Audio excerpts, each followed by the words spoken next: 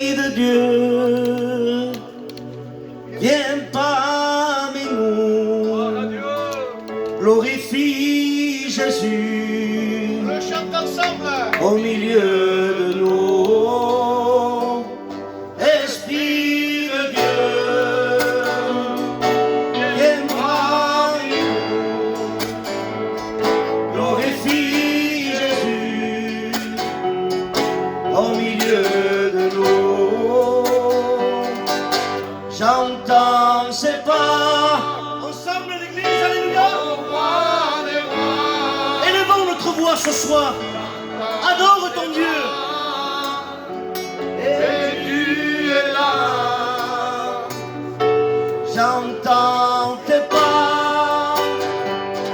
Au roi des rois. J'entends tes pas. Et tu es là. Saint-Esprit descend. Demande-lui ce soir. Sur nous. Saint-Esprit agit. Alléluia. Dans nos vies. Saint-Esprit descend. Sur nous. Alléluia. Dans nos vies. Crois-le ce soir. Il est là. Je le crois. Il est là. Tout près de toi. Ensemble l'église. Il est là. Alléluia. Je le crois. Il est là. Tout près de toi. Gloire à Dieu. Gloire à Dieu. Est-ce que tu le crois ce soir qu'il est là? Amen. Si tu le crois ce soir, tout est possible à celui qui croit. Amen. Et si tu y crois ce soir, la gloire de Dieu peut descendre. Parce qu'il est au milieu de nous. Sa parole le dit. Quand 2 ou 3 unis à son nom, il se trouve au milieu de nous. Ce n'est pas un fils de Dieu pour mentir, ni le fils de Dieu pour se repentir. Ce que sa bouche dit, sa main l'accomplit. Et ce soir, je voudrais te dire que tu puisses à t'attendre à une grande bénédiction. Amen. Demande-lui ce soir à Dieu. J'attends ma bénédiction, Seigneur. J'attends ce soir, Seigneur, que tu viennes me visiter. Amen. Parce qu'il est là, au milieu de nous. Alléluia. Je vais demander aux frères de Perpignan qui viennent nous témoigner. Ils nous chantaient un cantique dans la gloire de Dieu.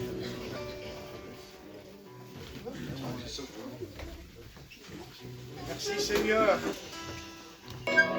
Cherche la présence de Dieu. Alléluia. Fais-nous du bien, Seigneur. Demande à Dieu qui dispose ton cœur. Fais-nous du bien, Papa. Fasse du bien. Rassure mon cœur.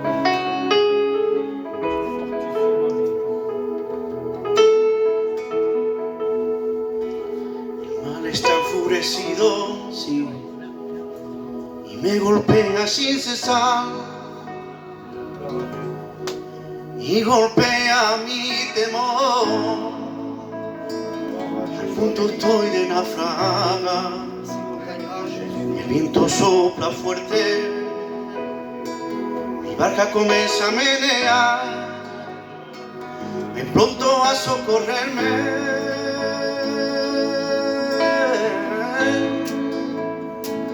Ayúdame a navegar.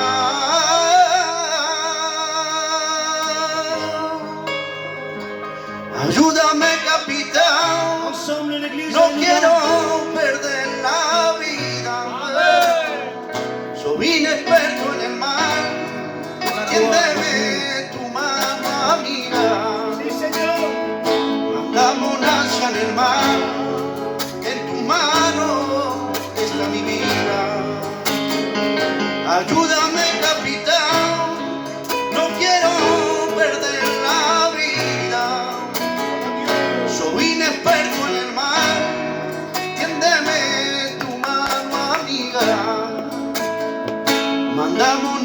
el mal, en tu mano está mi vida.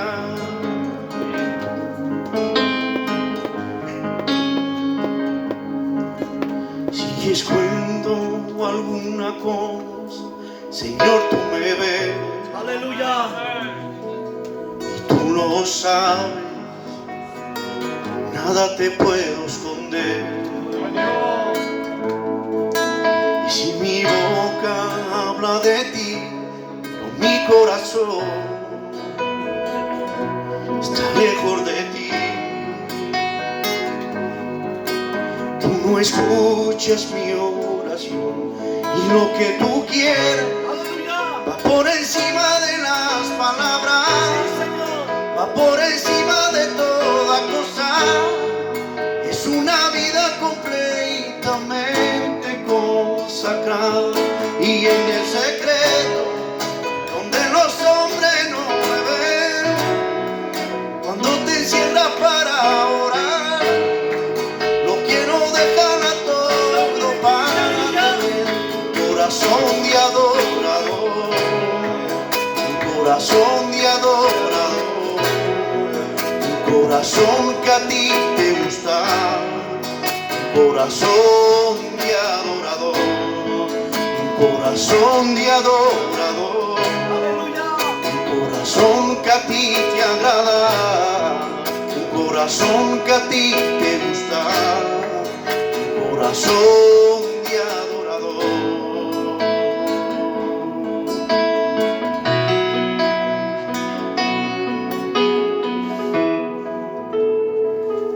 Alléluia. Gloire à Dieu. Sois béni. Merci, merci Seigneur pour ces moments. Je vais vous raconter comment j'ai rencontré Dieu. On est une famille qui n'a pas vécu vraiment dans les choses de Dieu. On ne connaissait rien. On est une famille qui a pas mal voyagé. Gloria a mi Dios. Et bien souvent, on était une famille sans problème. Et souvent, on se mettait dans un endroit où on se mettait entre nous et on ne voulait pas de problème. Et je vous dis honnêtement, on était vraiment très très loin d'avoir grandi les choses. On ne connaissait rien du tout, mais vraiment. Et on est arrivé à un moment où on a atterri sur Perpignan. On est resté pas mal d'années. Et un jour, mon père est tombé malade, gravement malade. Il devait rester tétraplégique. Le docteur avait dit qu'il y avait une chance sur 1 million de s'en sortir. Alors là, le ciel nous tombait sur la tête, vraiment. Et mon frère, le plus jeune, avait crié à Dieu sans vraiment connaître qui était Dieu. On n'avait jamais entendu parler de Dieu, mais vraiment, jamais. Et mon frère lui avait dit, Seigneur, si tu guéris mon père, je te donne ma vie. Il y avait une chance sur 1 million d'être guéri. Il y a eu à peu près 10 heures d'opération. Énorme. On était assis tous et on attendait le verdict. Et à un moment, je vois un brancard sortir au couloir et on reconnaît que c'est mon père. Et normalement, il devait, je vous dis, une chance sur 1 million, il ne devait plus ni bouger ni les bras, ni les jambes. Et là, quand il était sorti du brancard, j'avais vu une main levée avec le poing ferme. Et le Seigneur l'avait guéri. Amen. Et mon frère, ce jour-là, je vous raconte mon frère parce que c'est par rapport à lui que je suis venu à Dieu. Et parce que Dieu a voulu aussi comme ça. Ben le même soir, il était parti à la réunion. Sa toute première réunion. Il était rentré dedans. Il n'avait même pas écouté ce que le prédicateur disait. convaincu de péché, Oh Dieu. converti. Amen. Une seule réunion. Amen. Et beaucoup d'années plus tard, je ne sais pour quelle raison, 7 ou 8 ans après, mon frère avait lâché la main de Dieu. Et là, ce n'était plus ce frère qui me parlait de Dieu. On travaille ensemble, on travaille toute la journée ensemble, et c'est un frère vraiment très proche de moi. Et là, avec le respect que je vous dois, les seules conversations, c'était les sorties, le travail, les belles voitures, l'argent. Et ça a duré pas mal de temps comme ça. On n'avait qu'un seul objectif, c'était de réussir dans le monde. Et mon frère était vraiment... Quand il avait lâché la main de Dieu, je ne sais pas pourquoi.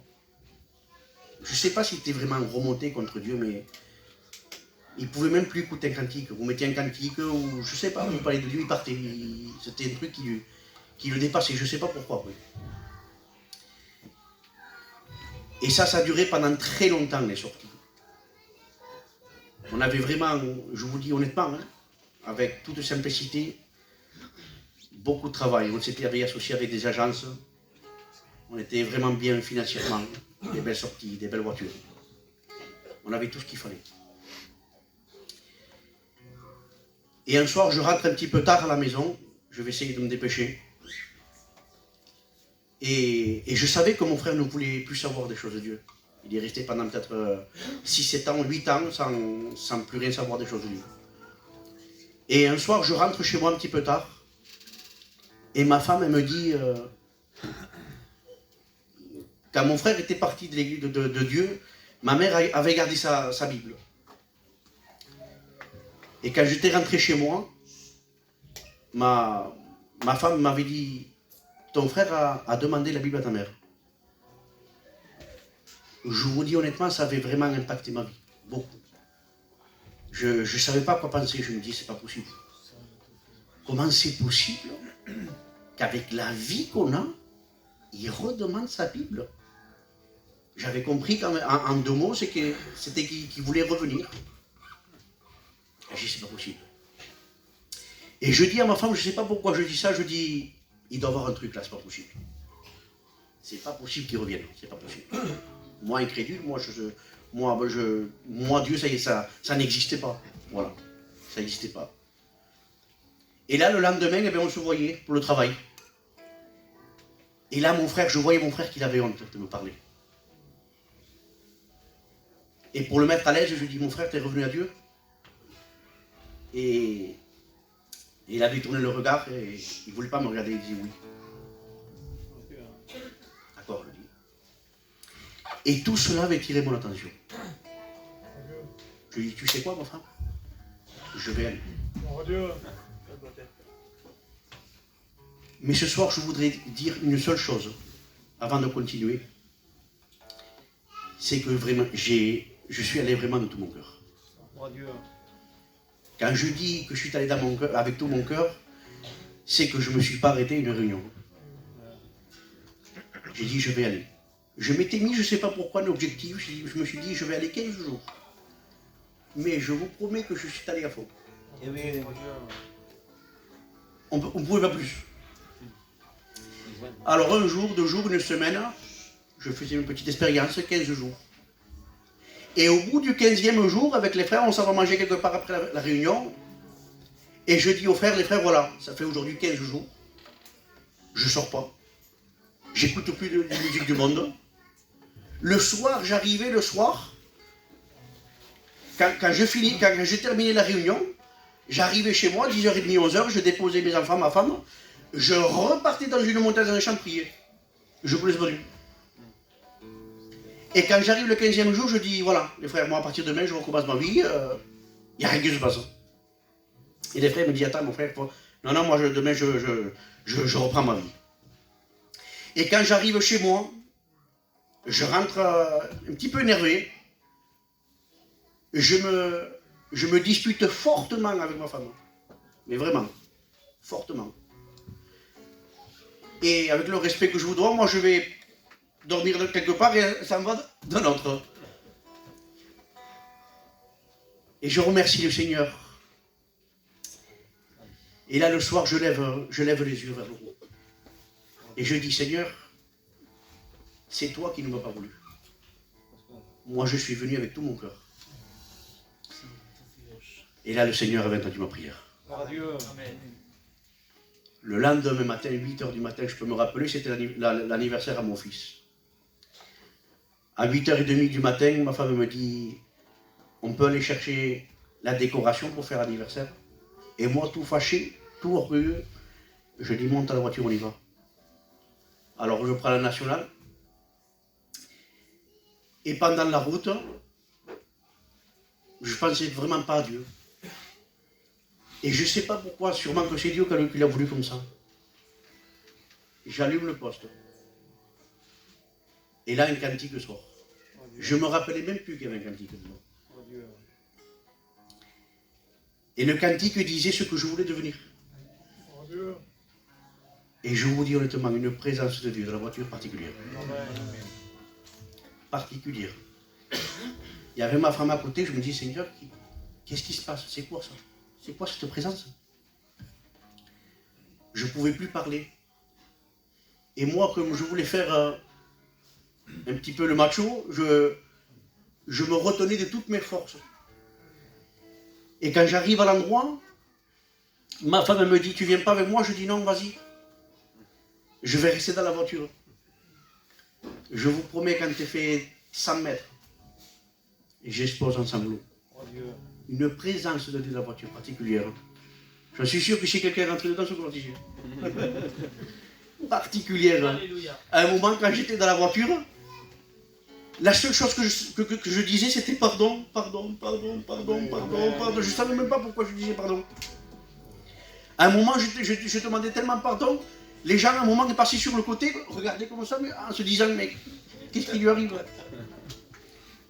Mais ce qu'ils ne comprenaient pas, c'était que la meilleure chose était en train de m'arriver. J'avais donné mon cœur à Dieu. Amen. Et à partir de ce moment, je vous le dis en vérité, j'ai vraiment eu ce que dit la Bible, les écailles qui sont tombées. Amen.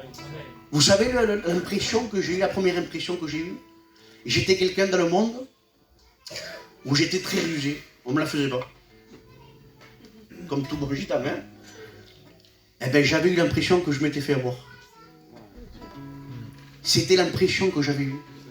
J'avais l'impression que le diable m'avait eu. Mais comme il faut. Et à partir de ce moment, je suis descendu de la voiture, je suis allé voir ma femme. En pleurant comme un enfant. Dans le magasin. J'ai dit, ma femme, j'ai rencontré Dieu. En vérité, que j'étais quelqu'un qui ne pleurait jamais. C'est pas le but de pleurer après, hein, c'est de rencontrer Dieu. Hein. Amen. Je pleurais pas. Ma femme me disait, mais tu pleures jamais? Il pouvait arriver quoi que ce soit. Je ne pleurais pas. En vérité, que chaque matin que je me levais, c'était particulier. C'était particulier. Je me levais le matin, j'ai une petite fenêtre, j'ouvrais la fenêtre, je faisais un café, je regardais, brisé, brisé, brisé chaque matin. L'amour de Dieu m'avait envahi complètement. S'il y a un mot que je pourrais te dire ce soir, ne t'arrête pas une réunion. Quand tu finis la réunion continue dehors. Dieu est aussi dehors aussi, continue. Que Dieu vous bénisse. Amen. Peut dire un fort amen. Est-ce que Jésus est là ce soir? Amen. Dites un fort amen. Amen. Alors, on va passer au milieu de vous. On passe mal à ce cas, hein? Moi, je crois que le Seigneur est au milieu de nous. Moi, je crois que le Seigneur parler dans ton cœur. Sa présence et son esprit est là. Sa présence et son esprit est là. Sa présence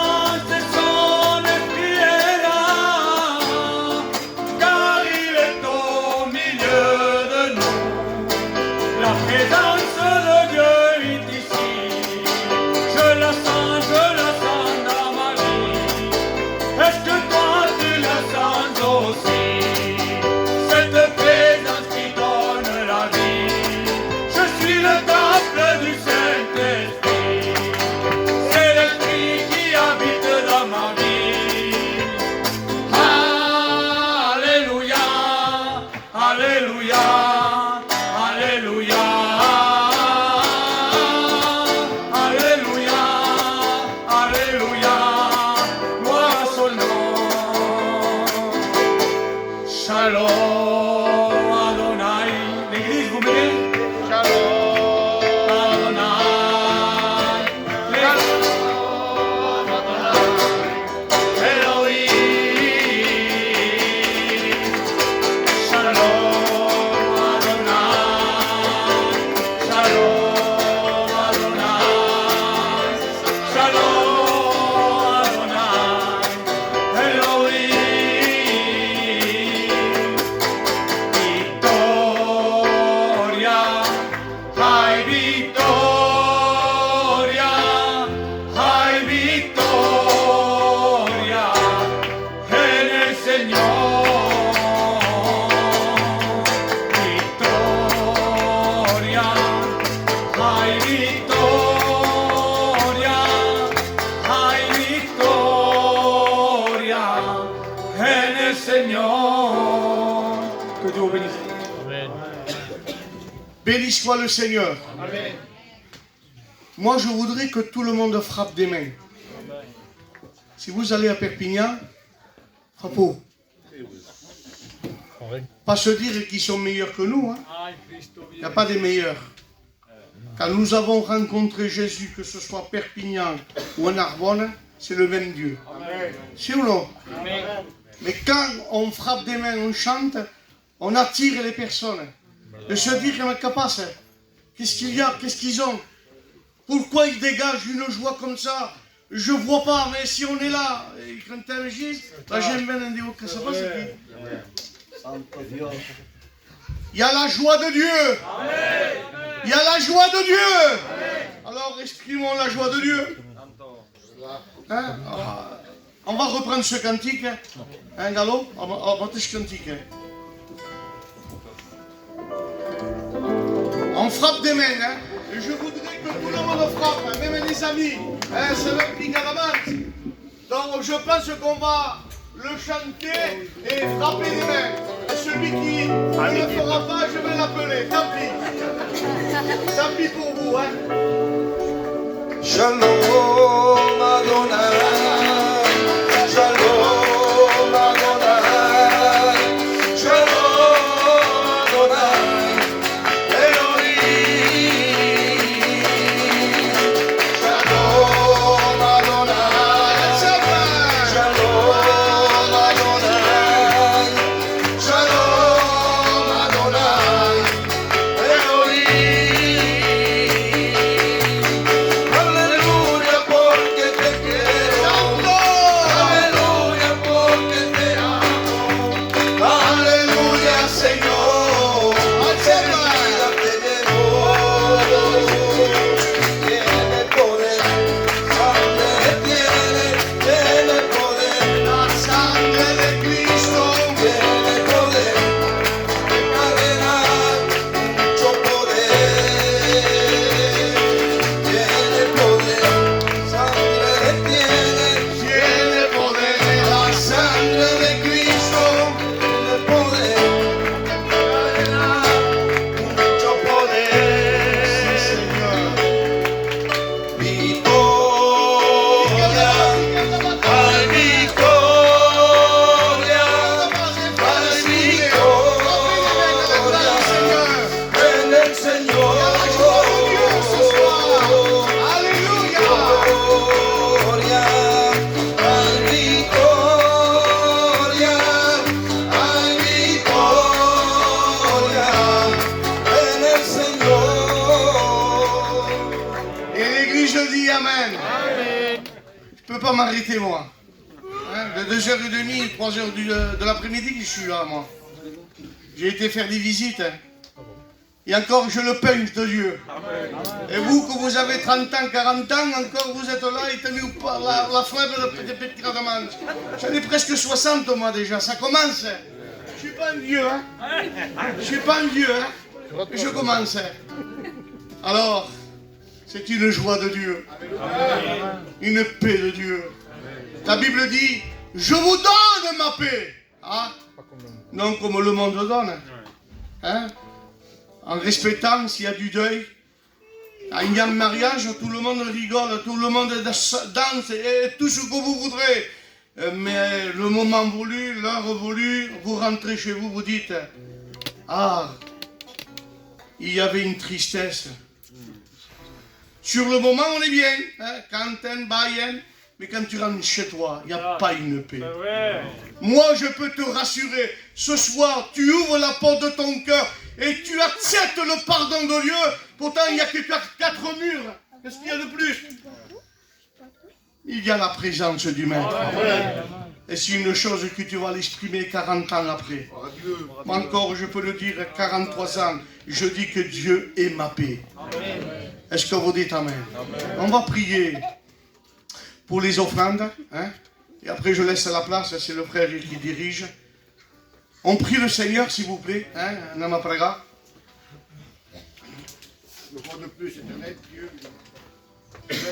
Je demandais à mon frère Mario qui chante la cantique, alléluia.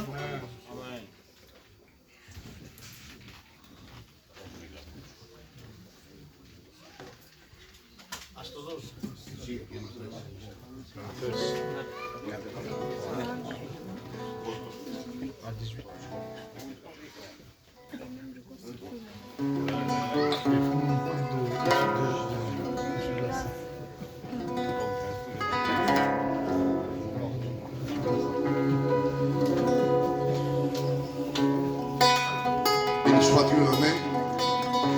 On recherche la présence de Dieu, hein. On est ici pour Dieu, on n'est pas ici pour autre chose, amen. Ce qu'on veut, c'est que Dieu nous bénisse ce soir. Qu'il y ait un mot pour nos vies, un mot pour chacun de nous. Hein. Que la grâce de Dieu descende dans ce lieu et qu'il fasse son œuvre dans nos cœurs, son œuvre dans nos vies, amen.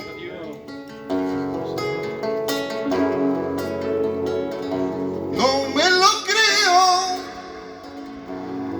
era casi ha tirado la toalla. No me lo creo, no. Cómo ha cambiado las circunstancias. L'imposible del hombre es el posible de Dios. Todo lo puede en Cristo que me fortalece. On le dit ensemble. Puedes ver milagros. Puedes ver prodigio. Puedes ver milagros. Puedes ver prodigios. Cuando eran delante de los mares y que detrás tenían la armada de Faraón. Tú crees a Dios. Puedes, olvidemos solamente, ver milagros. Puedes ver prodigio. Oh, puedes ver milagros. Puedes ver prodigios. Béni soit Dieu. Alléluia. Gloire à Dieu. Demanderai au frère Jordan, hein, qui vient ici, qui nous dit ce qu'il y a dans son cœur. Amen.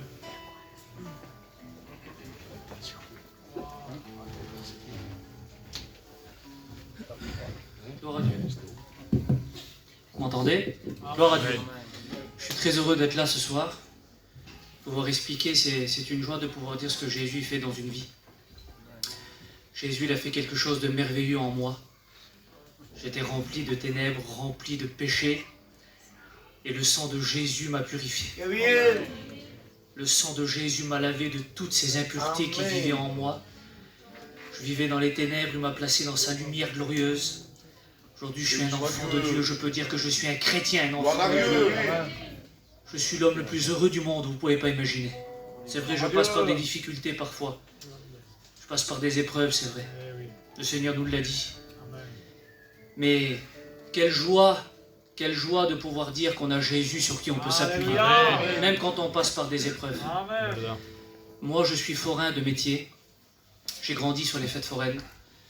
Et sur les fêtes foraines, c'est la fête. C'est la fête. Il y a la musique. Et il y a tout ce qui va avec. Moi, sur les fêtes foraines, j'ai connu beaucoup de choses. Moi, mon père, déjà, très petit, nous apprenait à se bagarrer sur les fêtes foraines. Quand il nous disait « bats-toi », il fallait qu'on se batte. On ne savait pas la raison, mais si on ne se battait pas, c'est lui qui nous frappait. Donc on a grandi comme ça. C'était quand il disait « quand je te dis, va te battre avec le monsieur là-bas, il faut que tu vas te battre ». Et puis c'était comme ça, et on a grandi comme ça, et puis on a été habitué dans ce style de vie-là. Sur les fêtes foraines, il y a beaucoup de choses aussi. Il y a la drogue, il y a le péché énormément. Il y a des amusements, il y a des soirées, tout ce que les jeunes aiment bien faire. Mais moi, à l'âge de 15 ans, j'ai fait une expérience avec Dieu, une expérience merveilleuse. J'ai ressenti la présence de Dieu et c'était magnifique. C'était merveilleux de ressentir sa présence. Il n'y a pas d'endroit plus merveilleux que dans la présence du Seigneur. On peut être dans le plus beau des endroits. On peut rouler dans la plus belle des voitures, on peut être dans le plus grand des châteaux, le plus grand des palaces. Un moment dans sa présence, assis dans une voiture, assis dans une petite maison tranquille. Moi, pour ma part, je vis en caravane, assis dans ma caravane. Quand je prie mon Dieu et que la présence de Dieu tombe, je ne peux pas trouver quelque chose de meilleur ailleurs. C'est impossible. Et de cette expérience-là, après j'ai fait ma vie dans le monde, j'ai pas voulu continuer par rapport à une compagnie qui m'a tiré dans le monde, mais j'oubliais pas l'expérience que j'avais faite avec le Seigneur, et puis j'ai grandi comme ça, à l'âge de 18 ans, j'ai commencé à vouloir faire mon expérience dans le monde, et puis dans le monde j'ai voulu... Moi j'avais un exemple, c'était mon frère. Mon frère il était toxicomane, et puis j'ai voulu faire comme lui. C'était un exemple. J'ai pas choisi le plus beau des exemples, j'ai choisi l'exemple d'un toxico. Aujourd'hui, j'ai choisi l'exemple de Jésus, c'est le plus beau des exemples. Mais à l'âge de 18 ans, j'ai voulu faire comme mon frère. Et puis, j'ai commencé à fumer la cigarette. Et puis, moi, je pense que, je dis souvent ça dans mon témoignage, l'homme, c'est un éternel insatisfait. On n'est jamais satisfait. Demain, on peut avoir une voiture, on ne sera jamais satisfait, il nous faudra une plus belle voiture, une plus belle maison, plus d'argent, etc. On n'est jamais satisfait de rien. Avec Jésus, on est satisfait. Avec un petit bout de pain à notre table, on est satisfait. Avec un cantique, un ami qui nous parle de Jésus, un moment, une conversation avec le Seigneur, on est heureux. On a la paix, on a la vraie joie, le vrai bonheur. Et puis, de la cigarette, j'en étais plus satisfait. Et puis, vous vous doutez bien, j'ai voulu connaître quelque chose d'autre pour me satisfaire. Et un ami, un soir, dans une voiture, j'étais sous.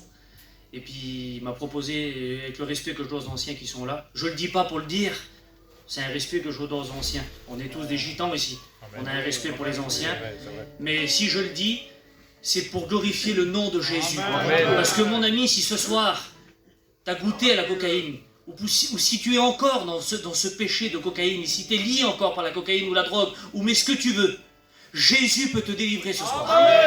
Jésus peut changer ta vie ce soir. Tout est réuni ce soir pour que tu puisses rencontrer Jésus. Il y a un pasteur, il y a des pasteurs parmi nous, il y a des musiciens merveilleux, il y a des cantiques qui sont chantés, et le plus important, il y a la présence de Jésus-Christ. Tu peux être transformé ce soir. Et puis, j'ai voulu goûter à cette chose-là. J'étais sous. Et puis, bien sûr, j'ai aimé ça. J'ai rien à cacher, j'ai adoré ça. J'ai adoré ça. Au début, c'était dans des soirées. Je faisais ça de temps en temps. Et puis après, c'est devenu littéralement un géant, un chef dans ma vie. Au début, je commandais, mais après c'est fini, je commandais plus. C'est la drogue qui me commandait, qui me dirigeait, qui me faisait faire ce qu'elle avait envie, c'est plus moi qui choisissais. En pleine nuit, je me réveillais, ça toquait, c'est moi la drogue, drogue-toi. T'as sommeil, moi je veux que tu te drogues. Voilà ce que la drogue fait, voilà ce que le péché fait dans une vie. Jésus, il change les vies. Alléluia. J'étais malheureux, Jésus m'a donné la paix.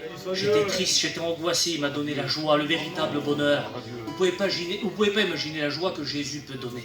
Vous pouvez pas imaginer. Ça n'a rien à voir avec ce que le monde y donne. Et puis de toutes ces choses-là, j'en étais pas satisfait. Et puis je vais pas être très lent. Je vais vous chanter un cantique après. Je vais pas être très lent. Je vais pas rentrer dans les détails, mais le monde il fait mal. Le monde, il nous fait croire qu'on est bien, qu'on est heureux, mais c'est toujours à refaire. Moi, quand j'étais dans les soirées et puis que je touchais à ces choses-là, c'était bien pour un moment, mais quand je rentrais chez moi, les amis, les copains, ils étaient plus là, j'étais tout seul chez moi. J'étais triste, j'étais angoissé, je pleurais. En plus, je voyais que ma mère était au courant de ces choses-là. Pas mon père, parce que je crois que mon père m'aurait jeté dehors du foyer, s'il aurait su que je touchais à ces choses-là. Mais ma mère me couvrait parce qu'elle savait que mon père, c'était un homme assez virulent. Et puis, elle ne voulait pas qu'il me frappe ou qu'il me jette dehors de la maison. Mais ça me faisait de la peine parce que je savais que ma mère, elle savait que je me droguais. Des fois, elle rentrait chez moi et puis elle voyait des sachets de cocaïne, elle voyait des bouts de shit et des bœufs et tout ce que vous voulez dans la caravane. Et puis c'était catastrophique et ça me faisait de la peine. Mais j'étais plus maître de ces choses, c'est plus moi qui choisissais. Je pouvais plus faire ce que je voulais. Et puis un jour, je vous coupe au court, j'étais en train de rouler dans ma voiture. J'étais pas marié encore à cette époque-là. Et puis je roulais pour aller dans l'Ardèche, dans le 07. On allait pour faire la fête foraine. Et puis, en roulant, le Saint-Esprit m'a rappelé quelque chose. L'expérience que j'avais faite quand j'étais jeune. Et puis un texte est venu dans mon cœur. Tout le monde le connaît, ce texte. C'est que quand un malheureux crie, l'Éternel l'entend et le délivre de toutes ses détresses.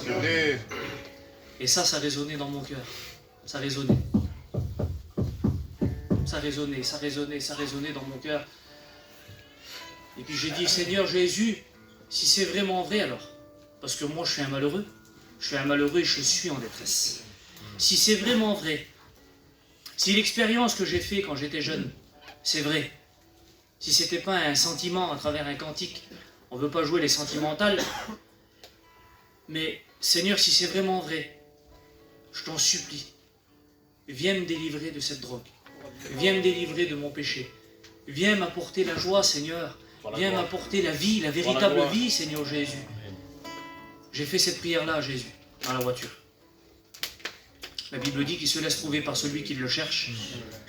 N'importe où tu chercheras Jésus, sincèrement, il se laissera trouver. Là, ce soir, tu es là où il faut pour trouver Jésus, mais même en sortant dans ta voiture, chez toi, tu peux trouver Jésus. À l'instant même où j'ai fini cette prière, la présence de Dieu est tombée dans la voiture, j'étais en train de rouler. J'ai été rempli de la présence de Dieu. J'ai été rempli du Saint-Esprit. Jésus a changé ma vie à cet instant-là. Jésus a transformé ma vie à cet instant-là.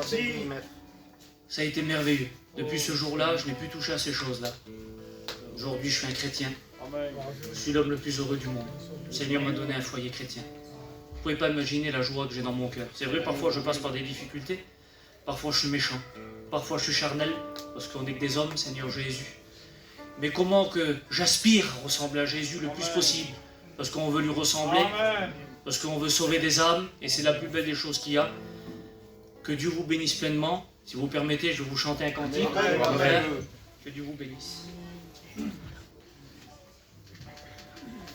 Gloire à Jésus.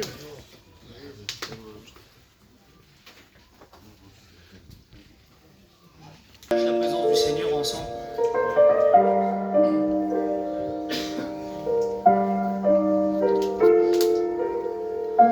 Je te prie et tu entends ma voix.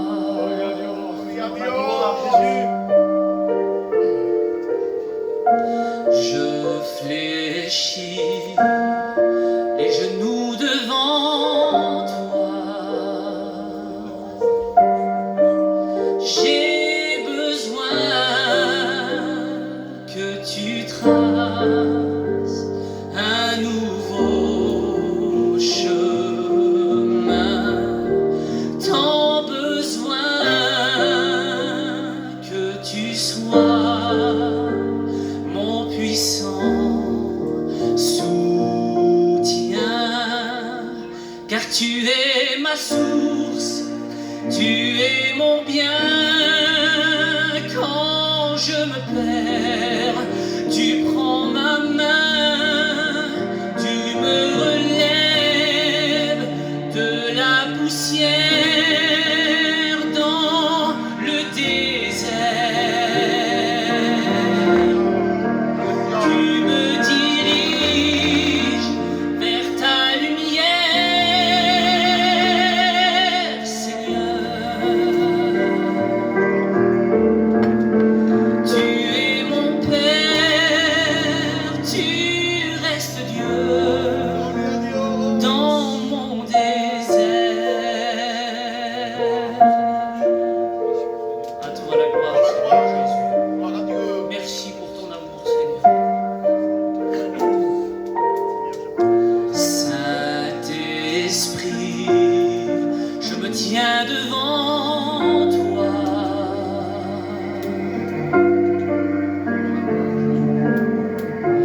À l'abri, dans le creux de tes mains, j'ai besoin de ton feu qui me purifie. Tant besoin de ta vie, alors je m'écris. Tu es ma source, tu es mon bien. Quand je me perds, tu prends ma main, tu me relèves de la poussière dans le désert. Et tu me diriges vers ta lumière, Seigneur. Tu es mon Père, Seigneur, tu restes Dieu dans mon désert.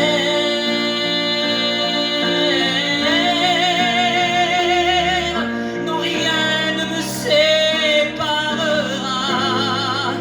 de ton amour.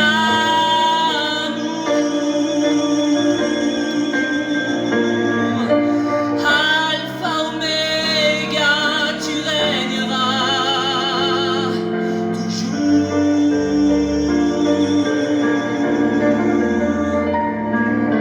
Rien ne me séparera de ton amour. Alpha, Oméga, tu régneras toujours.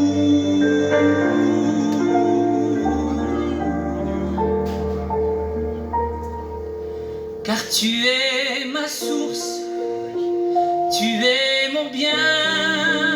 Quand je me perds, tu prends ma main, tu me relèves de la poussière dans mon désert. Et tu me diriges vers ta lumière, Seigneur. Tu es mon Père, tu restes Dieu dans mon désert.